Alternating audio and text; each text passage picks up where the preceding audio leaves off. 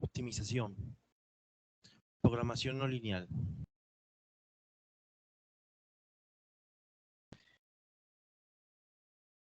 ¿Qué es la programación no lineal?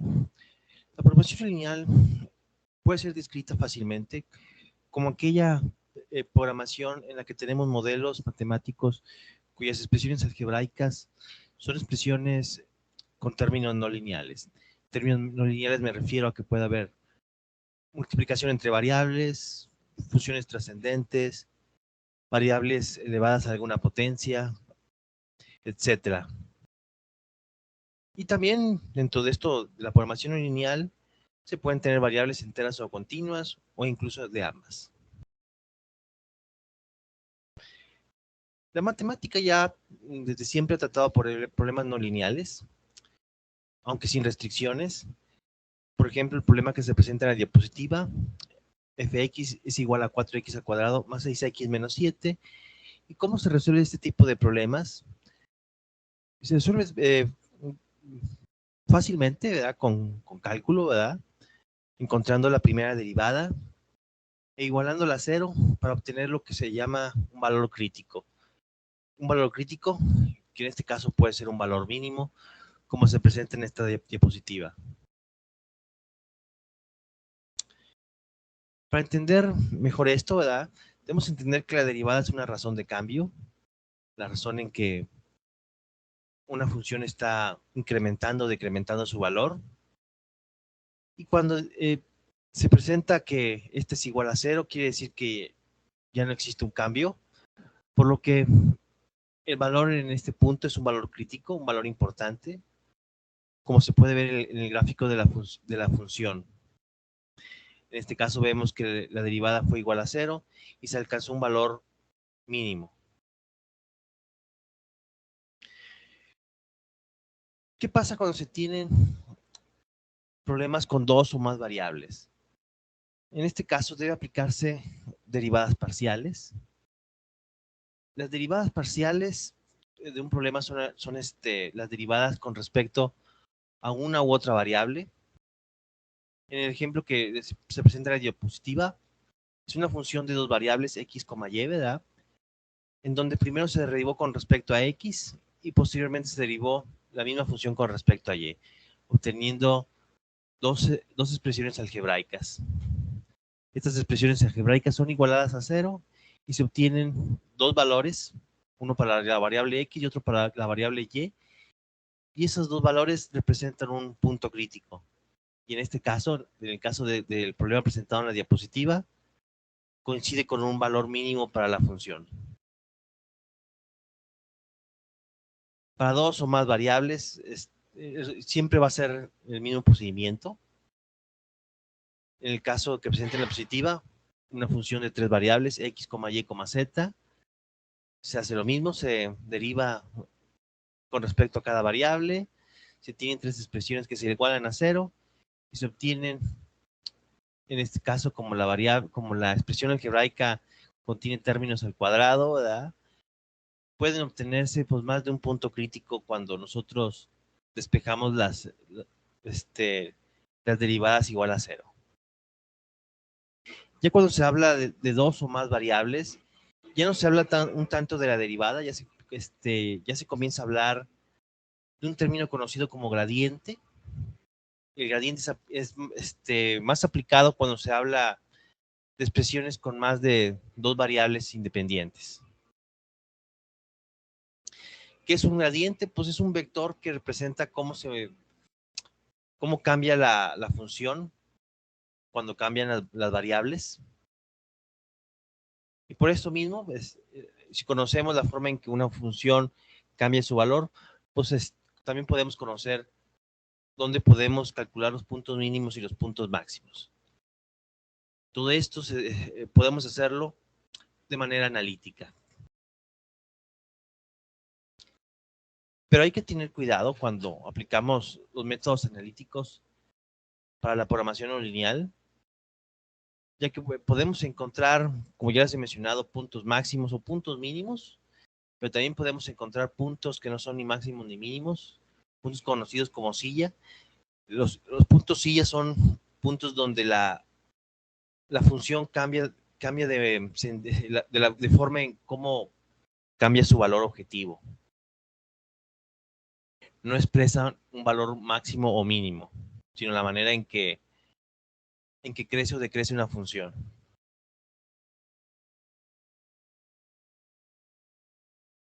Ya entendiendo esto de que necesitamos analizar más nuestra función, entonces debemos también utilizar la segunda derivada de la función y también evaluar en el punto crítico. Si nosotros derivamos con la segunda derivada de las funciones, podemos determinar si los puntos que estamos calculando son máximos, mínimos o sillas. Para este método analítico, debemos cumplir ciertas condiciones. La función debe ser diferenciable. Esto quiere decir que sea continua en todo su rango, en todo el rango que estamos analizando, el rango de los valores de las variables. Y esto no se cumple con la programación entera, porque entendemos la programación entera como aquella programación en donde las variables solamente pueden tener valores enteros. Quiere decir que si nosotros graficamos, vamos a tener intermitencias. Otra diferencia importante con lo que nosotros ya hemos trabajado en investigación de operaciones es que los problemas que se presentan en esta rama del conocimiento, pues no solamente contienen una función, contienen más expresiones algebraicas que pueden representar las restricciones o incluso otros objetivos. Entonces, ¿qué va a pasar si aplicamos los métodos analíticos en un sistema de investigación de operaciones?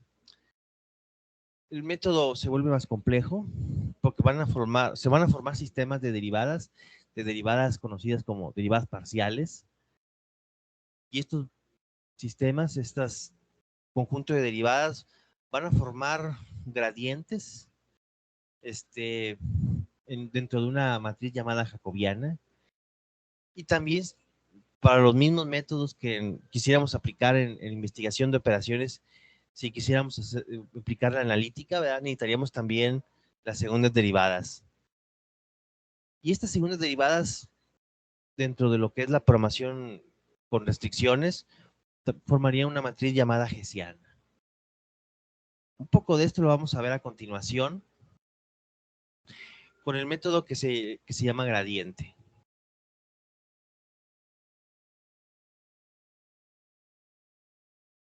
Anteriormente ya vimos las herramientas analíticas basadas en el cálculo, pero sabemos que no siempre va a ser posible aplicar los métodos analíticos a las funciones algebraicas, y muchas veces vamos a tener que aplicar métodos numéricos. El método del gradiente está basado en el cálculo, pero no deja de ser un método numérico.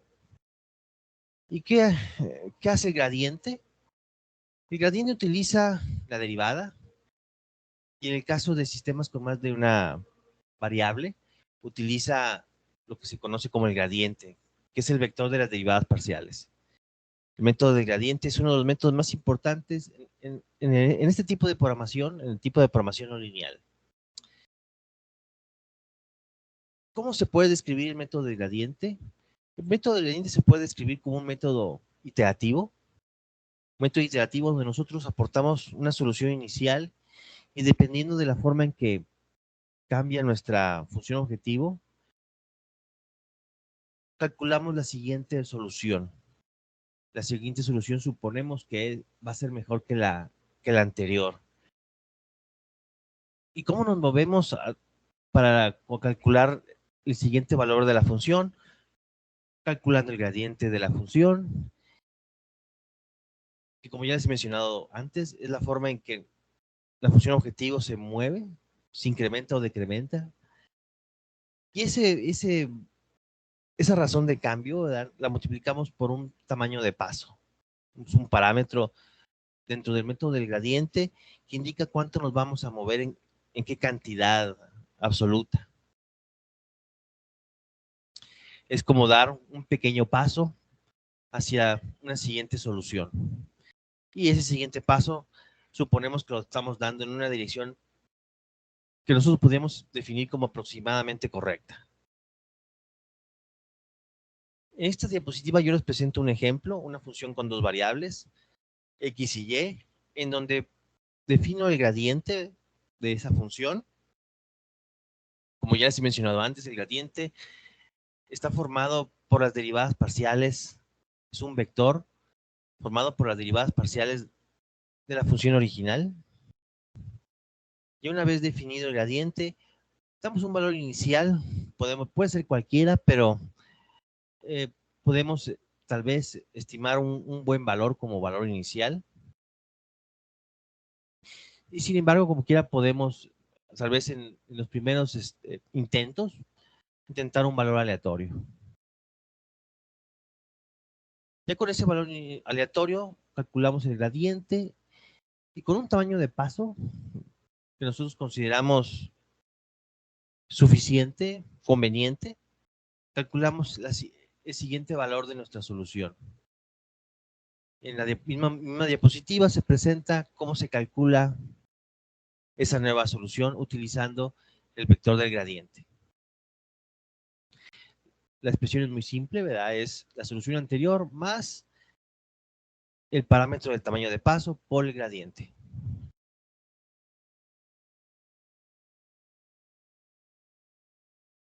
Y esto debe, en un siguiente paso, repetirse digamos, los pasos dos anteriores, el paso de estimar el gradiente y volver a estimar una nueva solución. Esto lo podemos hacer en una pequeña tabla de Excel, como se presenta en la diapositiva. En la diapositiva yo derivé la función, calculé su gradiente, di un valor inicial y comencé a hacer iteraciones.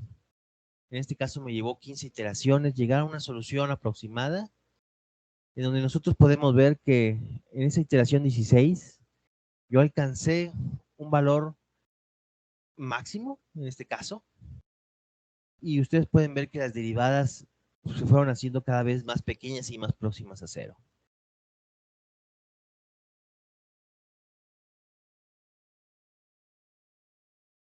Entonces, este fue el ejemplo práctico de gradiente, un ejemplo un tanto básico. Si quisiéramos conocer un poquito más cómo se comporta el gradiente, cómo se comporta, ¿verdad?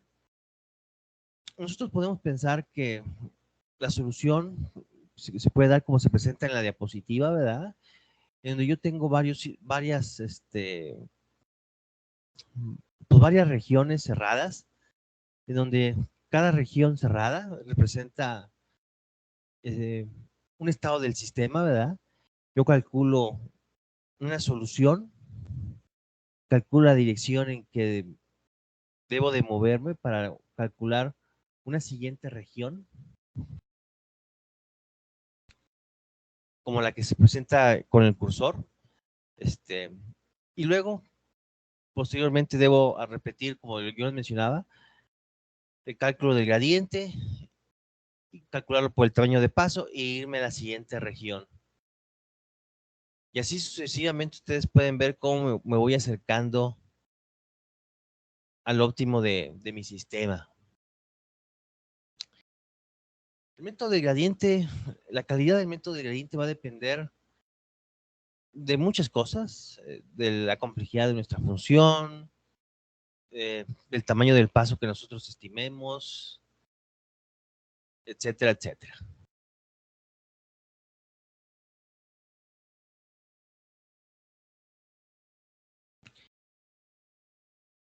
Pero ¿cómo se aplica este método cuando se habla de sistemas con restricciones?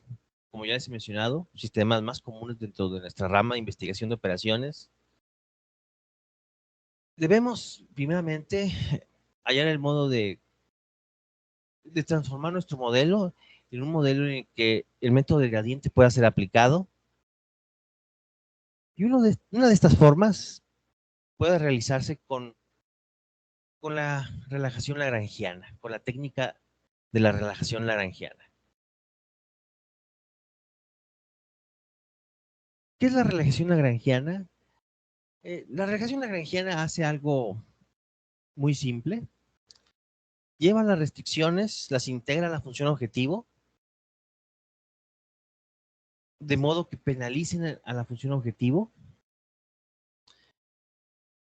¿Cómo se lleva a cabo este proceso? Pues cada restricción pasada al objetivo se multiplica por un multiplicador conocido como multiplicador de Lagrange. Entonces, cuando nosotros ya tenemos una sola función, porque ya hemos pasado nuestras restricciones a la función objetivo, ¿verdad?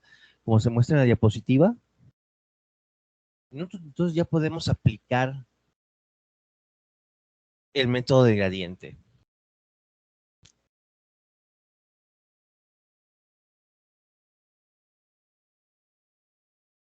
Yo aquí les presento un pequeño ejemplo en donde yo los multiplicadores de Lagrange, estos factores por los que se multiplica cada restricción, en este caso yo los consideré del mismo valor para simplicidad. Entonces yo debo, ya cuando tengo ese valor, ¿verdad?, de multiplicadores, hago lo que ya hice antes con el método de gradiente, ¿verdad? Coloco una primera solución, calculo el valor de esa función con esos valores de las variables, y luego calculo el gradiente de la función penalizada, ¿verdad? Y ustedes pueden observar cómo se va moviendo el método, ¿verdad? Cómo van cambiando nuestras soluciones.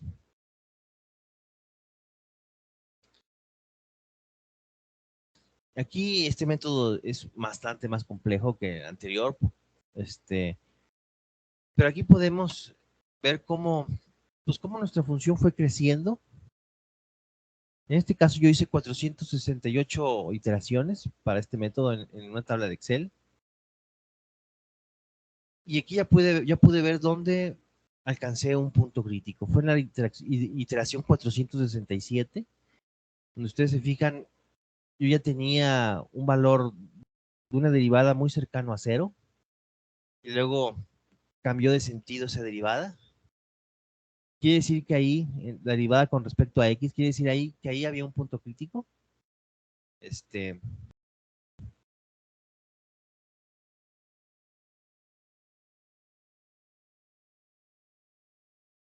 Y en este caso, ¿verdad?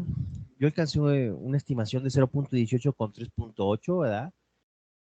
Aunque la solución exacta de este problema ya conocida es x igual a 0 y y igual a 4.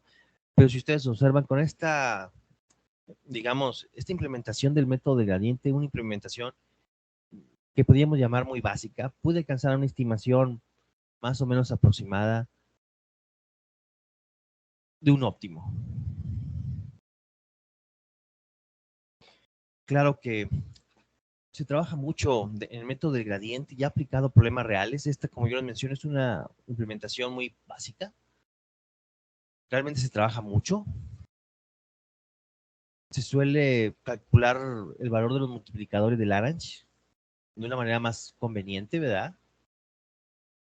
Y la idea de hacer esto es acelerar la convergencia, pues hacer la menor cantidad de cálculos y que, digamos, los métodos no fallen, ¿verdad?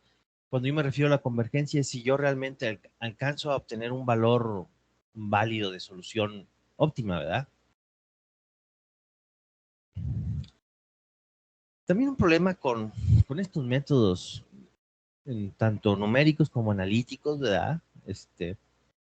Es que, digamos, el método del gradiente, ¿verdad? Yo puedo calcular los puntos críticos con una buena aproximación, ¿verdad? Pero no puedo asegurar que realmente sean los máximos y mínimos globales. Para eso tal vez requiera pues, una mayor cantidad de análisis, ¿verdad? Eh, entonces no es tan fácil, digamos, después de calcular un punto crítico, decir que realmente es el óptimo, ¿verdad? Como ustedes saben, en investigación de operaciones yo tengo óptimos locales y óptimos globales.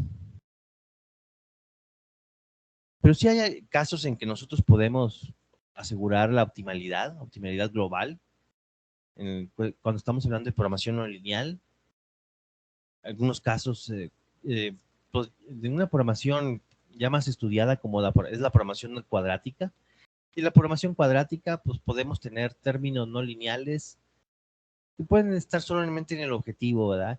Y solo ser términos de segundo grado, quiere decir variables a lo mucho elevada al cuadrado.